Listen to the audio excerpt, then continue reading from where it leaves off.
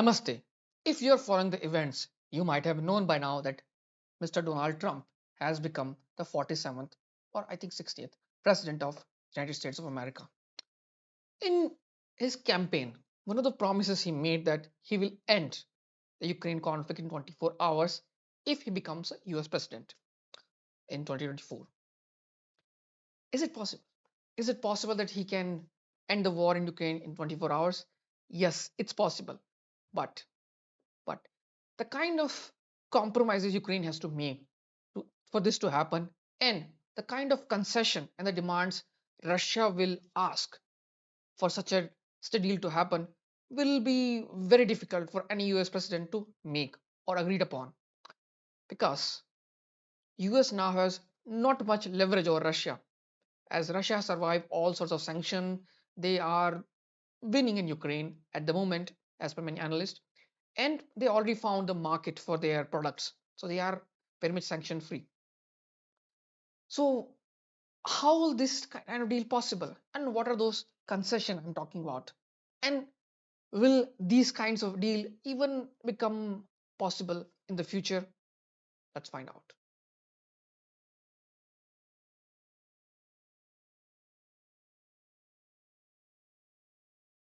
In this video we'll discuss the 7 aspects of the US Russia relationship beyond Ukraine and the larger changes happening since 2014, especially with respect to Ukraine. And then we'll discuss what are the flashpoints that happened even during Trump presidencies and what are their status now. And if US has to make compromises, not US actually, if US has to agree with the deal with Russia, then what sorts of concessions, what sorts of deal thing they have agreed upon, because as I said, Russia has upper hand at the moment, not the USA. So let's go. The first will discuss the entire Ukraine thing happen in a nutshell, in a very brief. So thing started in 2014 when the Maidan happened and the democratically elected government had to flee. The president has to flee, or Russia is accusing that the Western government overthrew the elected government and they install a puppet government. And since then they have the control of the Ukraine government. And Russia took control of Crimea. It was not a conflict; it was a peaceful takeover of the Crimean Peninsula. And since then, Ukraine was in a state of civil war in the Donbas region.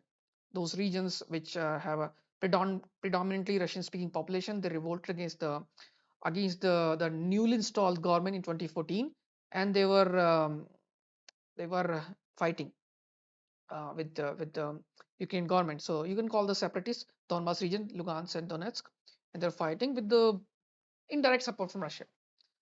And a lot of things happened in that there are Minsk 1 and Minsk 2 agreement signed, which required a certain sense of autonomy for these regions and also the protection of Russian speaking population in Ukraine by giving Russian language some sort of legal status and many other things which are part of Minsk 1 and Minsk 2 agreement. Now, a lot of European leaders, including German Chancellor, the ex-Chancellor Angela Merkel, and the French President, I think Hollande, has declared that the Minsk 1 and Minsk 2 agreement were to pass, just to buy the time for Ukraine, to buy the time so that they can arm Ukraine for eventual conflict with Russia. So in a way, Russia is saying that the Russia was fooled to believe the Minsk 1 and Minsk 2 agreement because they were just to pass the time, just to buy the time to arm Ukraine. And this arming actually happened in the Donald Trump era. Since Donald Trump came in 2016, and the lethal weapon supply started when the Donald Trump came into power. So Russia has always accused Donald Trump for not just providing arms and ammunition to Ukraine, but also putting a lot of sanctions against Russia for the takeover of Crimea. And Donald Trump did not like the Nord Stream pipeline, which Russia was building to supply the gas to Germany directly, because Trump accused that Germany is using American forces but also paying Russia for the gas by thereby depending on them. So this is what happens when Trump was in power, and when Trump has gone, we have seen what happens in um, um, 2020, 22, I think 22. And one more thing happened before this 22. Trump walked out of ballistic missile treaty. The treaty required certain, I think, inspection and certain parity of ballistic missiles aimed at each other side, like US against Russia, Russia against Ukraine. But Trump said that the treaty was between Russia and US, and now China has emerged as a powerful player. They also have ballistic missile system, so this treaty doesn't really have a practicality in the real world. And he wanted to include China, but I think something didn't happen. So US with Russia they walked out of treaty. So in a way, relations started to deteriorate in the Trump era. And then 2022, Russia invaded Ukraine. Now it again depends on where you're watching. You can say the conflict started or Russia invaded Ukraine, but the official line it's Russia invaded Ukraine. And the and as we read, well, as we read, Russia and Ukraine were on the verge of peaceful settlement of this conflict, but U.S. government actually forced Ukraine not to negotiate with Russia, and the conflict continued. So we are in 2024 now, and and Trump is saying that he will end the conflict. So the second part is what kind of things Russia is asking, or what kind of things Trump has to do if Russia has to agree not to continue their special military operation or the invasion of Ukraine. The first is the NATO neutrality. The Ukraine cannot join NATO. I think that's the first condition Russia has put up, and NATO neutrality on the table. And this can be difficult for European countries to accept because I fear if Ukraine is allowed to compromise, then Russia can invade Baltic countries or they can be the next, like Poland, other Baltic states. So that NATO neutrality, the first condition that Ukraine cannot be part of NATO, and the second condition is about the agree. U.S. government has to agree for the recognition of four oblast plus the Crimea, five oblast of Ukraine as part of Russian territory now. So Russia held a referendum. Russia also kept occupied a lot of major portion of these oblast, and they're saying that these oblast officially are now part of Russia. So U.S. government has to also recognize these areas as part of Russia. Now, US government never recognized Crimea as part of Russia, so I think it will be difficult for them to accept this kind of settlement, and also ask Ukraine to compromise that you just like Ukraine still possess a lot of territory in these oblasts, and Russia is fighting in those oblasts with the Ukrainian forces. So basically, saying that Ukraine has to compromise those territories for the peace deal um, is started initiated by US government. So that's second condition. I think that will be difficult to meet again. European countries may find it difficult. Third conditions is about Russia asked for the new European security architecture in 2021 December that requires that the missiles which US put up in I think in Germany, or they are thinking to put up in Ukraine, if that's what Russia is accused that you are going to put missiles few minutes flying time from Moscow. So Russia may ask those missiles to slightly go back, mostly in Western Germany, as the old Western Germany near to western part of Germany. Then again, it will be difficult because the US already added Finland and Sweden um, in NATO, and Poland is going to have a huge military base, plus Baltic states also going to have US bases. So it's possible Poland might have those missile systems, and agreeing to those terms that Russia is asking that you move back your missile a few hundred kilometers back into Europe, it may again be difficult. Now, again, it's my view that it will be difficult to have. And again, it's and apart from that, US has to lift 20,000 sanctions, which Russia survived. Russian economy is thriving by all the estimates.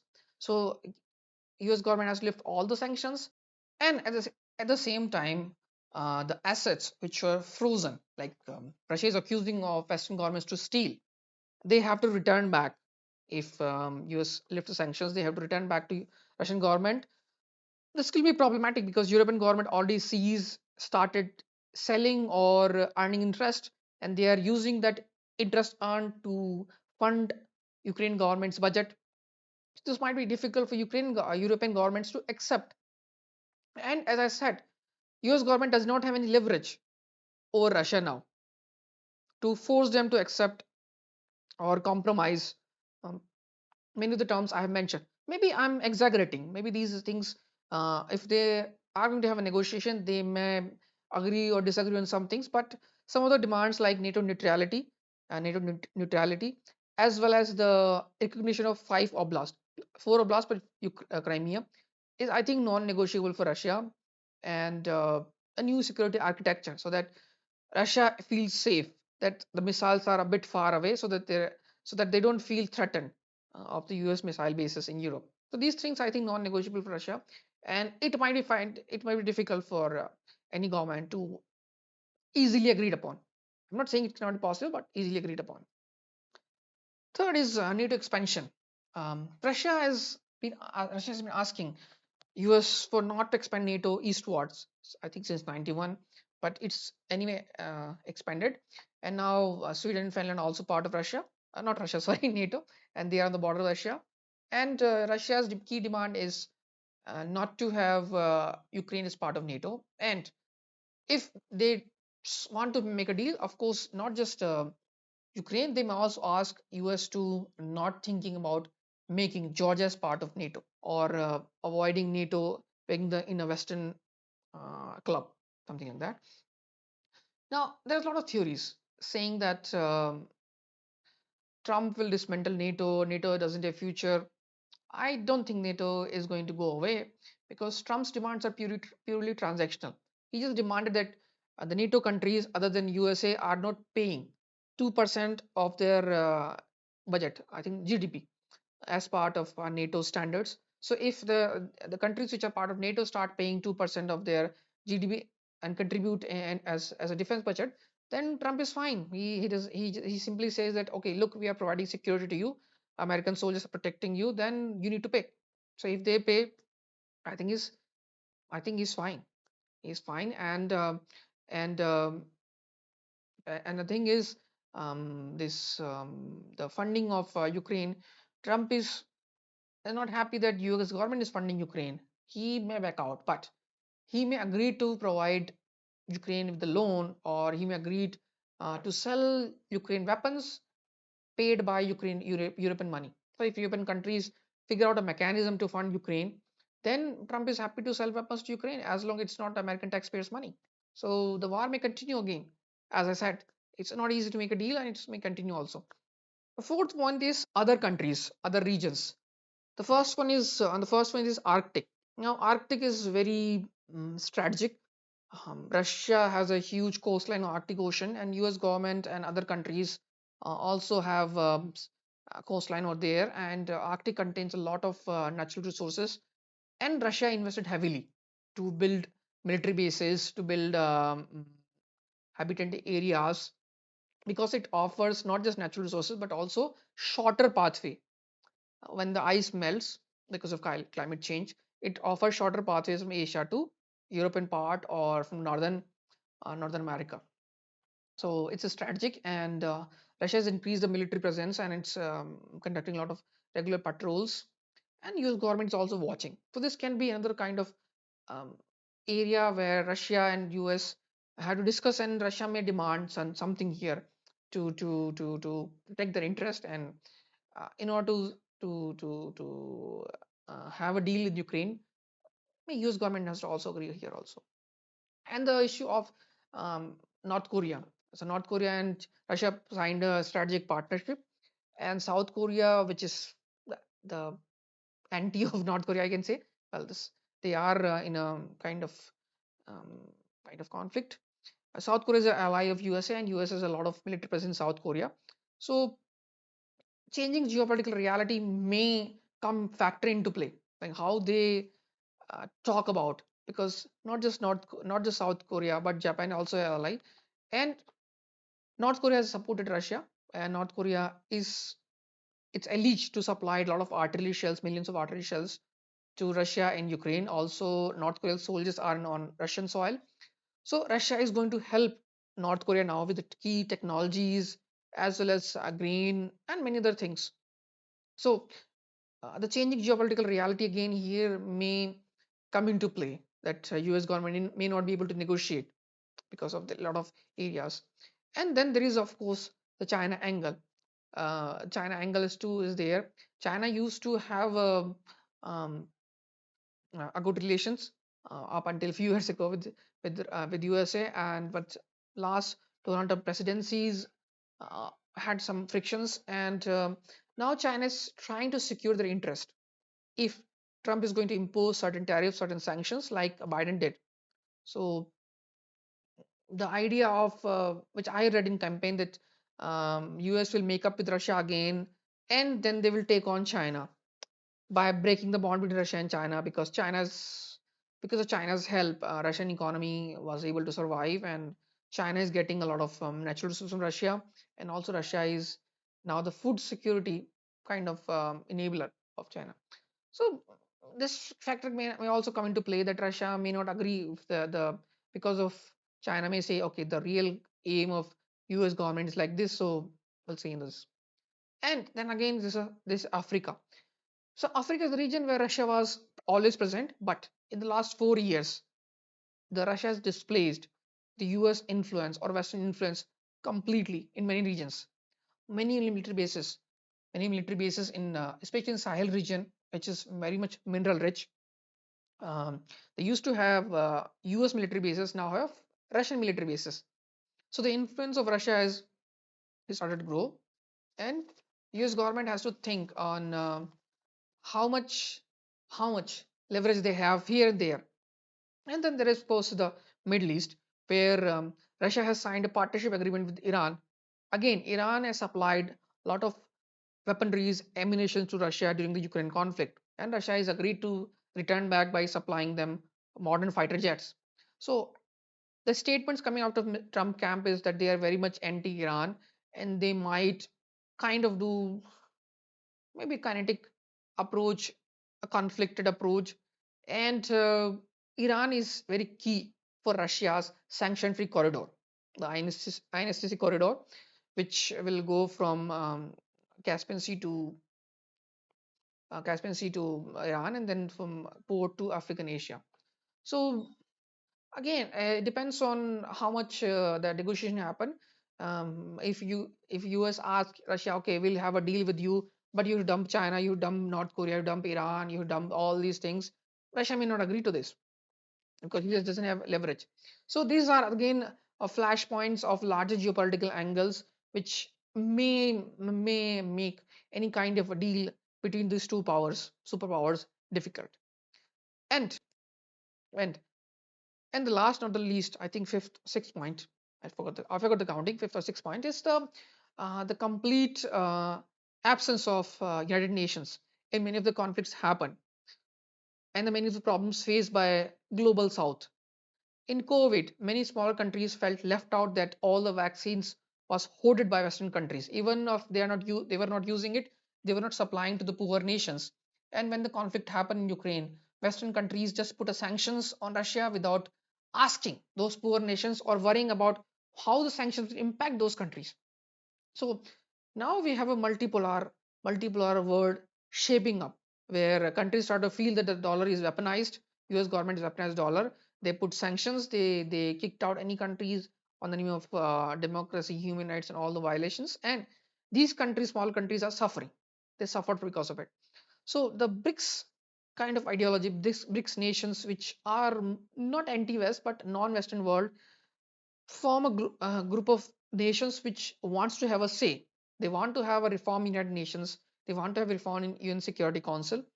And Russia is proposing. Russia is actually spearheading this the grouping, which is to have alternate kind of world order where many countries of global South, developed countries, developing nations, they can come and have voice. They have their concerns be heard, and their interests can be safeguarded. So again, this is a larger geopolitical picture which has emerged in last 4 years. The multipolarity has emerged, and China is also part of it. Russia is spearheading, and some countries like India, Brazil, South Africa, they feel that their voices are not heard. What's happening in Palestine? What is happening in, let's say, in other parts of the world? When something happens in Africa, nobody talks. Nobody talks, but something happens in Europe, everybody talks. So this kind of disparity, and they feel left out.